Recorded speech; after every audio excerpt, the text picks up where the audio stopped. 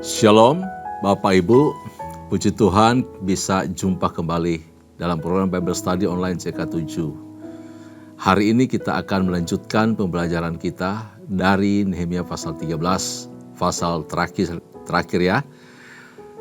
Pasal 13 ini berbicara mengenai kesetiaan Nehemia kepada hukum-hukum Tuhan yang sudah diajarkan kepada umat, dipraktekkan sungguh-sungguh, lalu dia berkomitmen untuk setia melakukannya. Nah, pasal 13 ini juga merupakan puncak dari rangkaian pentahbisan dan pembaharuan yang dilakukan oleh Nehemia bagi bangsa Yehuda atau bangsa Israel, penduduk Yerusalem. Yaitu bagaimana Nehemia sendiri memisahkan orang-orang Israel dari orang-orang yang bukan Israel. Jadi tadinya atau di fase sebelumnya terjadi proses pentahbisan, mereka itu ditahirkan sebagai umat Tuhan, dan sekarang kebenaran dari firman Allah, hukum-hukum itu harus ditegakkan sungguh-sungguh di tengah-tengah umat, dijalani sungguh-sungguh. Umat itu harus belajar untuk mentaati, harus setia melakukan, dan Nehemia punya tanggung jawab besar untuk menjaga umat itu supaya tetap lurus di dalam hukum-hukum Allah.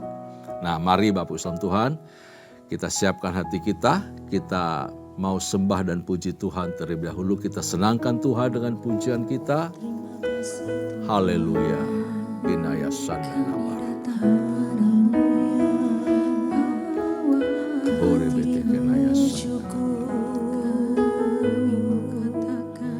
Terima kasih.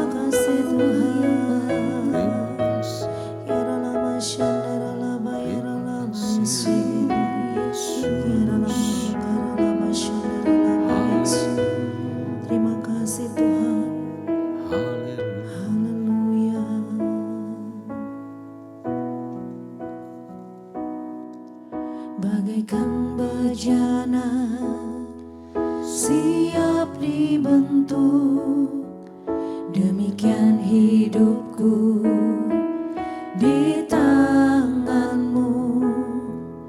Dengan urapan kuasa Roh-Mu, ku dibaharui selalu. Jadikan ku Allah dalam rumah-Mu, inilah hidupku di tangan-Mu. Bentuklah seluruh kehendak-Mu, pakailah sesuai rencana-Mu. Ku mau seperti-Mu, Yesus, disempurnakan selalu dalam segenap jalanku,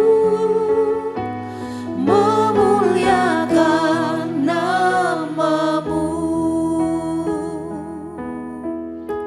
Amin. Bagaikan bejana siap dibentuk, demikian hidupku di tangan-Mu. Dengan urapan kuasa Roh-Mu, ku dibaharui selalu. Jadikan ku Allah dalam rumah-Mu, inilah hidupku di tangan-Mu. Bentuklah seluruh kehendak-Mu, pakailah sesuai rencana-Mu. Ku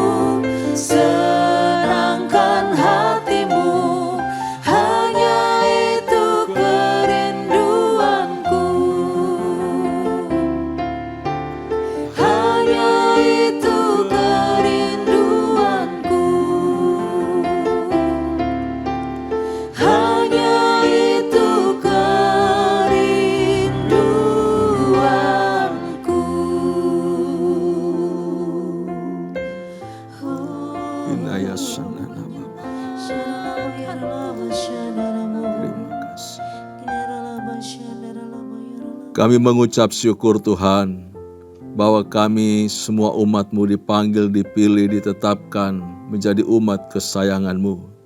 Kami rindu ketika kami menjadi umat kesayangan Tuhan, kami hidup di dalamnya. Dan kami belajar untuk setia hidup di dalam hukum-hukum Tuhan. Bentuk kami, proses kami lewat kebenaran firman-Mu. Tuntun atur hidup kami seperti apa yang Tuhan mau. Supaya hidup kami ini sungguh-sungguh menyukakan dan menyenangkan hati Tuhan. Terpuji nama-Mu Tuhan, berkati pembelajaran kami pada hari ini. Dari Nehemia pasal yang ke-13. Urapi hamba-Mu, urapi kami semua. Di dalam nama Yesus Tuhan kami bersyukur, kami berdoa dan sedia mendengar, membaca firman-Mu. Haleluya. Amin. Amin. Puji Tuhan. Bapak Ibu kasih dalam Tuhan, setelah kita belajar di pasal 12 bagaimana umat Tuhan itu ditabiskan, ditahirkan untuk sebuah upacara pentahbisan, dan bagaimana orang Lewi, keturunan Harun juga dikokohkan pelayanan mereka, dan umat Allah bersukacita atas kembalinya, berfungsinya kembali pelayanan tersebut, dan umat memberkati pekerjaan Tuhan dengan cara menghidupi, memenuhi kebutuhan-kebutuhan umat Allah, dalam hal ini suku Lewi dan keturunan Harun. Bapak Ibu salam Tuhan, dan bagaimana umat yang dikhususkan ini, yang sudah ditahirkan untuk sebuah pekerjaan pelayanan di hadapan Allah.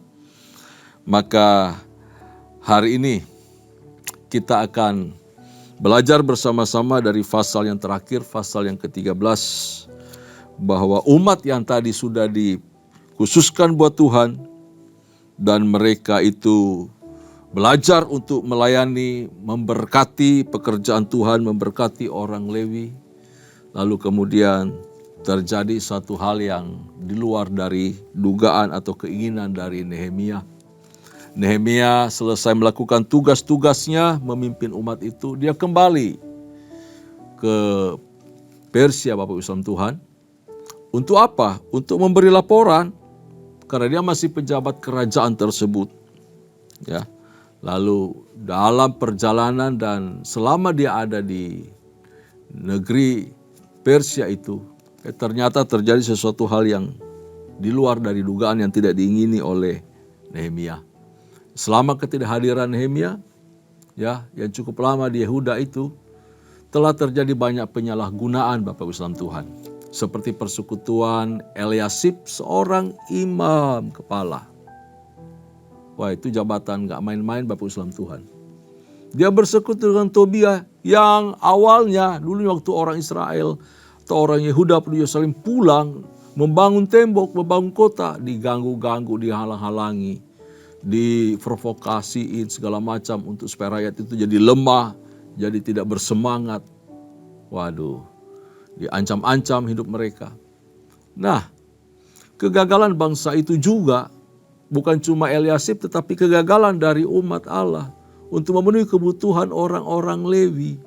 Dan ada lagi, bagaimana orang-orang penduduk Yehuda atau Yerusalem ini tidak melakukan sabat, Bapak Ibu saudara Tuhan. Nah, yang selanjutnya, tidak hanya urusan mereka tidak lagi menjalankan sabat, tapi juga mereka melakukan kawin campur karena pemimpinnya tuh Eliasib. Eliasib bersekutu dengan Tobia. Ada keturunan Eliasib yang kemudian menikah dengan Tobia. Jadi ada membentuk keluarga besar lewat perkawinan campur ini. Wah, ini mengerikan Bapak Ibu Tuhan. Kalau pemimpin sudah demikian, ya di bawahnya pasti ngikut juga. Jadi mana penduduk itu melakukan kawin campur dengan orang-orang kafir, ya, bangsa-bangsa tetangga mereka. Tetapi luar biasa, dengan pertolongan Allah, Nehemia dengan penuh semangat kemudian melakukan suatu pembaharuan. Dia dengan penuh keberanian, ketegasan dan taat untuk membersihkan bangsa itu dari semua pencemaran kehidupan, ya. Lalu melakukan pemurnian kembali untuk memulihkan ibadah yang benar sesuai dengan hukum Tuhan seperti apa. Itu isi keseluruhan dari pasal yang ke-13. Seperti apa lengkapnya? Mari kita baca bersama-sama pasal yang ke-13 ini. Kesetiaan Nehemia kepada hukum. Pada masa itu bagian-bagian pada kitab Musa dibacakan dengan didengar oleh rakyat. Didapati tertulis dalam kitab itu bahwa orang Amon dan orang Moab tidak boleh masuk jemaah Allah untuk selamanya.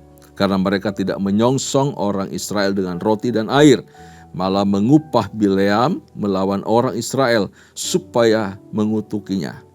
Tetapi Allah kami mengubah kutuk itu menjadi berkat. Ketika mereka mendengar pembacaan Taurat itu, mereka memisahkan semua peranakan dari orang Israel. Nah, Bapak Islam Tuhan, dari ayat pertama sampai ayat ketiga, terjadi sebuah respon yang luar biasa. Sebelumnya mereka tidak memahami artinya urusan kawin campur atau adanya umat-umat yang lain yang kemudian tergabung dengan mereka yang statusnya masih sebagai orang kafir. Tidak boleh masuk dalam ibadah, dan dikhususkan di sini adalah yaitu bangsa Moab dan orang Amon. Bangsa Amon dan Moab ini tidak boleh untuk selamanya mereka datang beribadah, berkumpul bersama umat, menjadi bagian dari umat itu. Alasan jelas, karena mereka tidak menyongsong orang Israel dengan roti dan air. Mereka malah menolak, orang Israel nggak boleh lewat dari situ, sehingga terjadi upaya perang dan bermusuhan sampai zamannya Daud dan seterusnya. Bapak Ibu kasih dalam Tuhan, kenapa ada respon seperti ini? Mereka sadar lalu kemudian memisahkan kelompok-kelompok tersebut. Tidak boleh terhisap sebagai umat dalam ibadah kepada Allah di rumah Tuhan. Wow. Bapak Islam Tuhan, hal itu disebabkan karena mereka mendengar firman, mendengar Taurat, mendengar hukum-hukum yang dibacakan. Jadi ketika ada upaya membaca dengan disiplin, ada kegiatan rutin merenungkan firman, maka firman itu seperti cermin bagi kita, di mana kita melihat seluruh borok kekurangan, ketidakbenaran, noda, ketidakrapian dari hidup kita. Itu firman, Bapak Islam Tuhan. Setiap saya baca firman, setiap kita baca firman, firman itu akan berbicara kepada kita, memberitahukan, menyingkapkan kebobrokan kita, kesalahan kita, kekurangan kita, kenajisan kita, dosa kita. Lalu kita bertobat. Itu respon yang baik, yang positif terhadap firman. Bukan cuma iman kita dibangkitkan, tetapi hidup kita diperbaharui, dibentuk kembali untuk sesuai dengan kehendak Tuhan. Ayat yang keempat. Tetapi sebelum masa itu, Imam Eliasib yang diangkat untuk mengawasi bilik-bilik rumah Allah kami dan mempunyai hubungan erat dengan Tobia, menyediakan sebuah bilik besar bagi Tobia itu. Sebelumnya orang membawa ke bilik itu korban sajian, kemenyan, perkakas-perkakas dan persembahan-persembahan daripada gandum, anggur dan minyak yang menjadi hak orang-orang Lewi, para penyanyi dan para penunggu pintu gerbang, dan persembahan khusus bagi para imam. Ketika peristiwa itu terjadi, aku tidak ada di Yerusalem, karena pada tahun ke-32 pemerintahan Artasasta Raja Babel, aku pergi menghadap raja. Tetapi sesudah beberapa waktu, aku minta izin dari raja untuk pergi. Lalu aku tiba di Yerusalem dan melihat kejahatan yang dibuat Eliasib untuk keuntungan Tobia.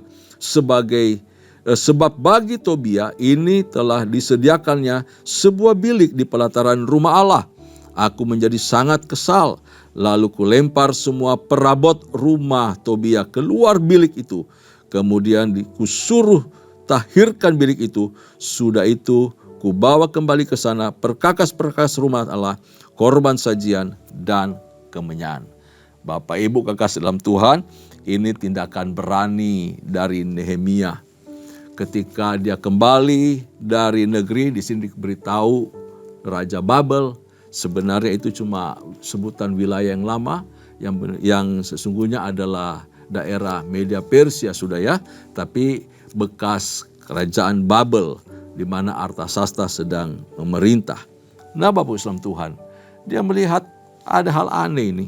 Kok bilik-bilik yang dulunya tempat menampung semua berkas-berkas, hasil perpuluhan segala macam untuk orang Lewi, para pemuji, para penyembah. Loh kok sekarang dipakai oleh kepentingan orang lain. Bukan untuk menyimpan barang-barang perkakas rumah Tuhan dan segala macam sumbangan dari umat Allah, persembahan dari umat Allah. Ternyata yang memakai itu adalah si Tobia, musuhnya orang Israel sendiri. Dan ternyata si Tobia itu sudah menikah dengan keluarga dari Eliasib, anak perempuan dari keluarga mereka itu. Sehingga mereka menjadi satu keluarga, persekongkolan terjadi untuk kepentingan si Tobia ini. Bapak Ibu kasih dalam Tuhan, lalu Nehemia membuang semua apa yang ada di sana. Dikasih keluar, lalu memasukkan kembali perkakas-perkakas rumah Allah dan seluruh persembahan dari orang-orang Israel. Dari ayat 1 sampai 3 dan sampai 9, apa yang kita pelajari di sini? Bahwa segala bentuk kekafiran, kefasikan, kebiasaan-kebiasaan ya dari kehidupan lama itu tidak boleh lagi kita lakukan. Kita harus membuat border, ada batasan dari kehidupan umat Allah dan kehidupan yang sebelumnya, kehidupan yang tidak berkenan sama Tuhan. Perilaku-perilaku orang fasik ya, yang tidak sesuai dengan kehendak Allah. Kita harus buang, kita harus keluar, kita harus pisahkan. Orang Kristen, orang percaya itu dipanggil, dipisahkan dari kehidupan gelap, menuju dan tinggal dalam terang ajaib di dalam Kristus Yesus Tuhan. Kita harus meninggalkan seluruh perilaku hidup dalam kegelapan ini dan belajar hidup di dalam terang firman, melakukan kehendak Allah.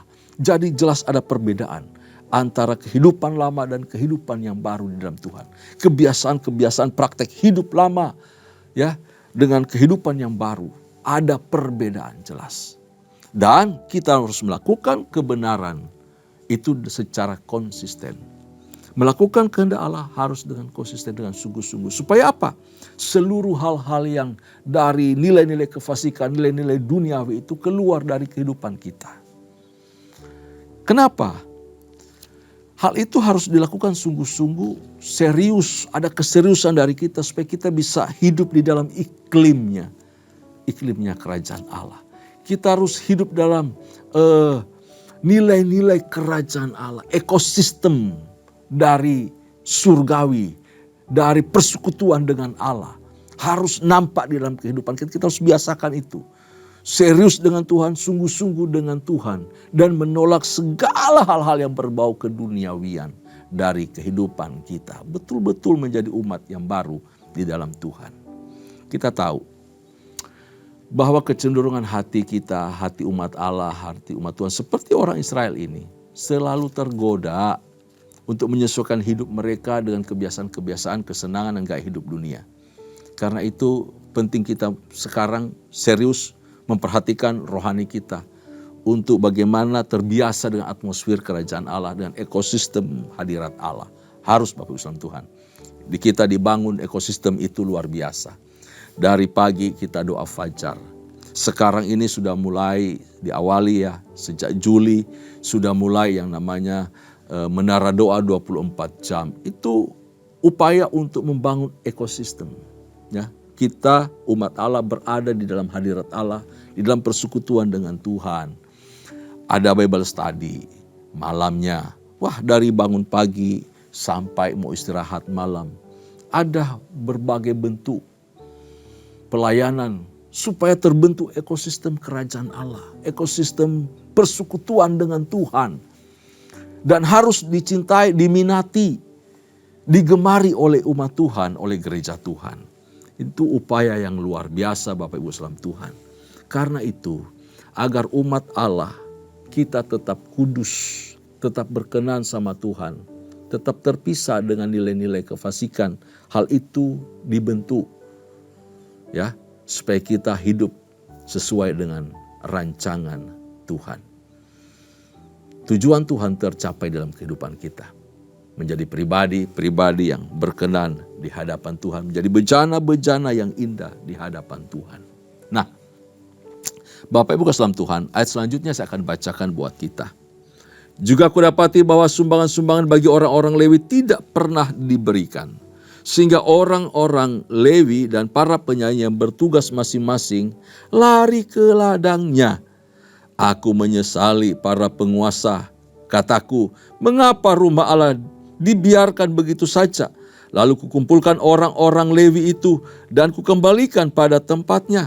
Maka seluruh orang Yehuda membawa lagi persembahan perpuluhan daripada gandum, anggur, dan minyak ke perbendaharaan. Sebagai pengawas-pengawas perbendaharaan kuangkat imam Selemia dan Sadok, seorang ahli kitab, dan Pedaya, seorang Lewi. Sedang Hanan bin Sakur bin Matanya diperbantukan kepada mereka supaya orang-orang itu dianggap setia. Karena orang-orang itu dianggap setia, mereka diserahi tugas untuk mengurus pembagian kepada saudara-saudara mereka. Bapak Ibu kekasih dalam Tuhan, ya, bahwa fungsi sudah dikembalikan. Tadi terjadi masalah yang luar biasa. Sekarang mulai dipulihkan kembali. Nehemia mengembalikan jabatan dari orang-orang Lewi yang telah pergi dan menyerah terhadap perlakuan, ya, oleh karena perlakuan dari imam kepala sendiri atau pengurus dari rumah Tuhan, dan oleh karena Tobiah. Mereka menyerah untuk melakukan tugas-tugas panggilan mereka yang telah dipercayakan mereka. Bahkan mereka sudah bersumpah di hadapan Tuhan, ya, berjanji, bernasar untuk melayani. Dan umat-umat itu semangat memberi. Ternyata oleh karena ulah-ulah segelintir orang tak bertanggung jawab ini, ya, merusak umat Allah dari dalam sendiri, Bapak Islam Tuhan. Orang-orang Lewi akhirnya kabur, pergi, ya, meninggalkan pelayan untuk menghidupi keluarganya. Mereka pergi untuk bercocok tanam dan juga mungkin berternak supaya keluarganya tetap terpelihara. Nah, kenapa terjadi seperti ini? Karena praktek korupsi. Korupsi di mana orang-orang Lewi dan penyanyi punya jatah berkat itu dikorupsi, tidak dikasih. Hak mereka tidak diperhatikan. Hak mereka untuk mendapat sokongan dari umat itu dirampas, Bapak Ibu salam Tuhan. Wah, ini mengerikan sekali, ya. Para penguasa di sini, Nehemia mengeluhkan, kecewa dengan para penguasa, para pemimpin. Mereka mengabaikan tugas pengawasan terhadap persembahan-persembahan yang harusnya dikumpulkan di rumah Allah. Lalu Nehemia mengumpulkan orang-orang Lewi, para imam, dikumpulkan kembali, dipanggil mereka dari pekerjaan-pekerjaan mereka di pertanian atau di penggembalaan, untuk mereka kembali dan menempatkan orang-orang Lewi, para imam itu pada posisinya, pada tempatnya, pada tugasnya di hadapan Allah dan melayani umat. Lalu di bagian berikutnya Bapak Islam Tuhan, dari ayat 15 sampai ayatnya yang terakhir, ya, 22. 22 dulu, ya. Pada masa itu kulihat Yehuda orang mengirik, memeras anggur pada hari Sabat. Pula orang-orang yang membawa berkas-berkas gandum dan memuatnya di atas keledai. Juga anggur, buah anggur, dan buah ara, dan berbagai muatan yang mereka bawa ke Yerusalem pada hari Sabat. Aku memperingatkan mereka ketika mereka menjual bahan-bahan makanan. Jadi di sini Nehemia melihat kok hari Sabat dilanggar, ya. Nah, tahu dia bahwa nggak boleh melakukan hal-hal di luar dari hukum. Mereka harus mengkuduskan hari Sabat itu sungguh-sungguh untuk Tuhan saja. Waktu itu dikhususkan untuk Tuhan saja. Nggak boleh untuk pekerjaan-pekerjaan yang lain. Ini sebenarnya Bapak Islam Tuhan, hukum ini diterapkan kepada umat untuk mendisiplinkan mereka. Memberi waktu khusus untuk Tuhan. Untuk bersyukur kepada Tuhan. Waktu untuk berkumpul bersama umat. Bukan sibuk-sibuk terus dengan usaha pekerjaannya, bisnisnya, segala macam. Tetapi ada waktu khusus, Sabat khusus masing-masing pribadi dengan Tuhan. Ini karena bicara soal bangsa, jadi ada waktu Sabat itu khusus hari mereka. Bersama-sama, kolektif. Untuk mereka berhenti dari segala tugas-tugas mereka. Serius untuk pemulihan, untuk kebaikan mereka, dan untuk menghormati Tuhan. Ini Sabat bagi bangsa Israel. Dan buat kita umat Tuhan, kita harus menghormati hari yang ditentukan buat kita untuk merayakan kebangkitan Kristus, merayakan kemenangan bersama umat-umat kita memuji menyembah Tuhan. Hari khusus untuk kita bersekutu dengan Tuhan, merayakan kemenangan itu. Bahwa selama seminggu kita telah bekerja dengan segala daya upaya, dan di hari Minggu kita merayakan penyertaan Tuhan, merayakan kasih karunia Allah, merayakan kemenangan. Lepas kemenangan kita alami karena Tuhan beserta dengan kita. Jadi kita merayakan dengan penuh rasa syukur bersama dengan umat-umat Tuhan dan membawa persembahan yang terbaik dari buah bibir yang memuliakan Tuhan maupun dari berkat-berkat materi yang telah Tuhan percayakan kepada kita. Bapak Islam Tuhan, iman yang hidup akan mencari ekspresi dalam ibadah. Ya. Dan secara khusus menguduskan Sabat sebagai hari perhentian umat dari semua kesibukan.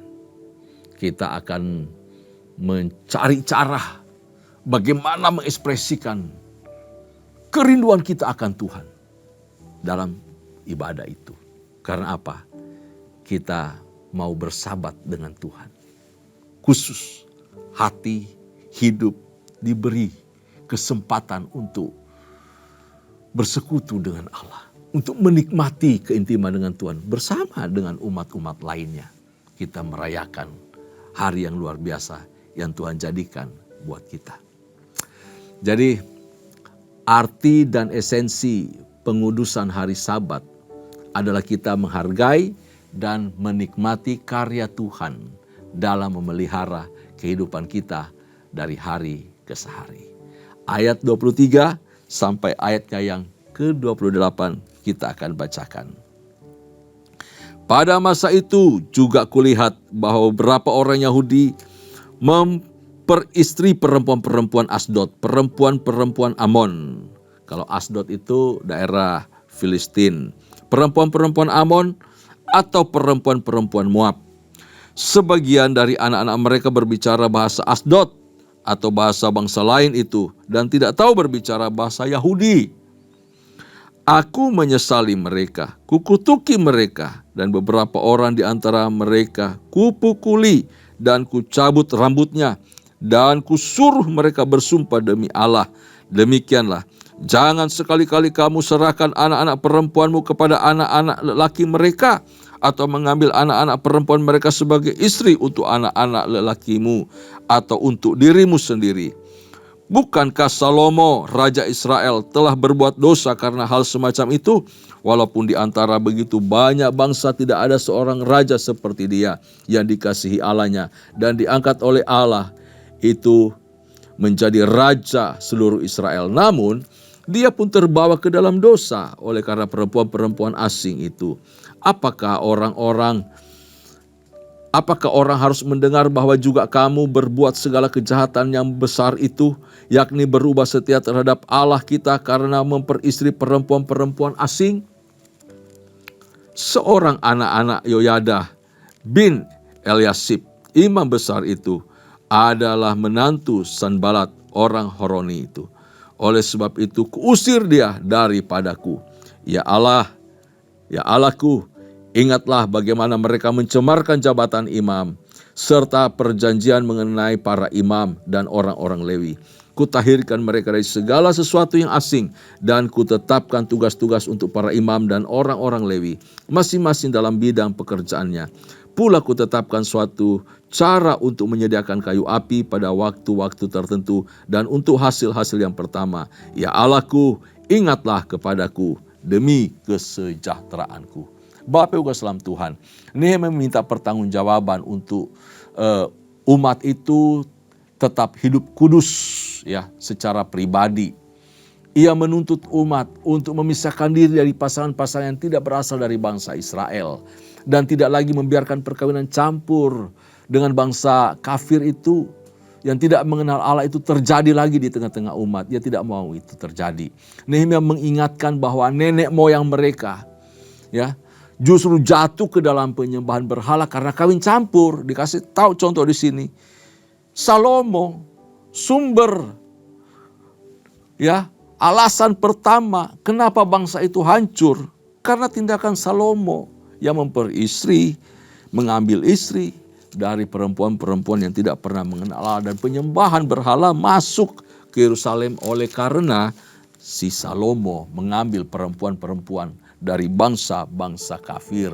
Bapak Saudara Tuhan, kenapa Nehemia begitu tegas di sini, ngotot bahkan mengutuk? Sebab apa? Mereka cukup mengalami masalah yang begitu besar, hampir kehilangan identitas diri sebagai satu bangsa. Oleh karena Tuhan sajalah mereka tetap utuh berada di tempat pembuangan itu. Jadi Nehemia tidak mau lagi terulang. Dia mengajarkan hukum itu sungguh-sungguh serius untuk mereka mentaati hukum. Ini keseriusan Nehemia, kesetiaan Nehemia terhadap hukum.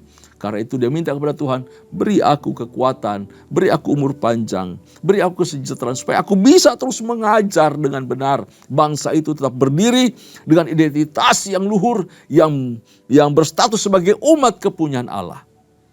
Kita juga harus demikian Bapak Islam Tuhan. Tujuan Allah memisahkan kita dari kehidupan duniawi, kehidupan penuh dosa itu. Supaya identitas kita sebagai umat Allah, identitas kita sebagai umat-umat kerajaan, anak-anak kerajaan Allah itu tetap melekat. Dunia bisa melihat kita dari cara hidup kita, dari kemurnian iman kita, keseriusan kita melayani dan mengasihi Tuhan. Ia membuang semua barang-barangnya si Tobia yang berada di rumah Allah. Ia mengatur agar persembahan kembali tidak diselewengkan lagi. Lalu Nehemia memulihkan peraturan Sabat. Dan ia menghukum mereka yang melakukan kawin campur dengan perempuan asing. Ini usaha yang dilakukan oleh Nehemia di sini. Seorang pemimpin rohani pemimpin rohani itu harus berani mengambil resiko, harus tegas. Kita punya pemimpin hebat. Pak Gembala kita, Pak Dr. Janto Simko Putra adalah seorang yang berani, seorang yang disiplin, seorang yang tegas, Dan kita harus mengikuti contoh hidup beliau. Kita punya pemimpin yang hebat-hebat. Para pemimpin di bawahnya harus mengikuti jejak beliau, jejak gembala kita. Dia berani mengambil resiko. Dalam hal ini Nehemia dia bertindak tegas bila dosa sudah mulai menyerbu orang-orang yang dipimpin umat Allah. Maka dia mengambil langkah-langkah yang luar biasa. Ini anggap ekstrim, enggak apa-apa. Nah, para pemimpin harus seperti itu. Harus berani, berani mengambil langkah yang tegas. Pemimpin yang benar itu tidak akan bisa menerima orang-orang yang dipimpinnya itu terperosok, jatuh kepada jalan yang salah. Kita harus sadari itu. Ini pemimpin yang benar. Jadi kalau ada banyak nasihat, ini penggembalaannya, itu bagus. Supaya apa? Kita jangan salah jalan, jangan terperosok, jangan berbuat sesuatu yang keliru. Nah, Bapak Ibu Tuhan, apa pesan firman Tuhan dari pasal 13 ini bagi kita di era sekarang ini? Yang pertama, bahwa kebangunan rohani itu, pemulihan kehidupan rohani suatu umat ataupun gereja dapat terjadi jika para pemimpin memiliki kesetiaan terhadap hukum-hukum Tuhan. Kalau kita nggak punya kesetiaan, nggak punya ketaatan kepada firman Tuhan, jangan ngajarin umat. Kira-kira seperti itu. Nggak ada guna. Ajari diri kita, pimpin diri kita kepada hal yang benar, lakukan dengan setia dan taat, maka umat akan ngikut. Kalau kita nggak melakukan apa-apa, lalu kita minta umat, nggak ada respect dari umat kepada kita. Ada impartasi, ada kehausan dari para pemimpin itu, terhadap firman. Ya betul, kalau kita taat firman, melakukan kehendak Allah, maka impartasi untuk haus dan rindu firman itu juga nampak kepada umat. Itu pemimpin. Hasilnya, maka umat itu akan hidup di dalam kekudusan, di dalam pertobatan, dalam kesetiaan, dalam kasih, di dalam perkenanan akan Allah. Yang kedua, seperti kaum Lewi, Bapak Islam Tuhan, dan para imam yang rela meninggalkan ladang mereka dan penghasilan mereka untuk panggilan Tuhan. Mereka kembali melayani Tuhan dengan sungguh-sungguh. maka demikianlah kita pun harus menjalankan panggilan kita dengan serius. Panggilan masing-masing kita dengan satu kerelaan yang sama untuk Tuhan, untuk kemuliaan Tuhan, untuk pekerjaan Tuhan, di keluarga, di dunia kerja kita, di mana saja, supaya nama Tuhan dipuji dan dipermuliakan. Demikianlah Nehemia pasal 13. Nehemia pasal penutup. Tuhan memberkati kita semua. Tundukkan kepala, kita berdoa. Kami mengucap syukur untuk anugerah-Mu yang besar bagi kami. Tuhan, pada hari ini kami belajar dari seorang Nehemia, seorang pemimpin yang luar biasa. Kami mau menerima impartasi, kesetiaan, ketaatannya terhadap hukum, juga nyata bagi kami. Kami sebagai pemimpin-pemimpin umat, pemimpin-pemimpin gereja, kiranya kami melakukan kehidupan yang disiplin, kehidupan yang setia dan taat kepada hukum-hukum Tuhan, kepada firman, kepada kebenaran, kepada Yesus, supaya kami mengimpartasikan kehidupan itu kepada umat, dan umat Tuhan menjadi pribadi yang berkenan di hadapan Allah. Ampuni segala dosa dan kelemahan kami, ketidaksetiaan, ketidaktaatan kami ya Tuhan. Ketika kami sebagai umat, kami rindu, kami sungguh-sungguh hidup melakukan kehendak Allah. Baik kami pemimpin maupun umat, bersama-sama kami menjadi pribadi yang berkenan di hadapan Tuhan. Terpujilah nama-Mu ya Tuhan. Hamba berdoa untuk seluruh umat Tuhan, baik kepala keluarga, ibu rumah tangga, anak-anak, kaum muda, Tuhan memberkati mereka. Di dalam pekerjaan, pelayanan, studi, Tuhan memberkati, Tuhan campur tangan. Terima kasih ya Tuhan, berkati usaha, pelayanan, pekerjaan, bisnis mereka, kesehatan, rumah tangga, Tuhan memberkati. Terpuji-pujilah nama-Mu. Kekasih-kekasih Tuhan, mari arahkan hatimu di hadapan Allah dan terimalah berkat. Anugerah serta berkat yang melimpah dari Allah Bapa, kasih sayang di dalam Kristus Yesus Tuhan kita, serta persekutuan yang manis dengan Allah Roh Kudus menyertai kita mulai hari ini, sampai Maranatha Tuhan datang pada kali yang kedua, bahkan sampai selama-lamanya. Setiap kita yang percaya dan terima berkat, sama-sama katakan, amin. Tuhan Yesus memberkati kita semua. Amin.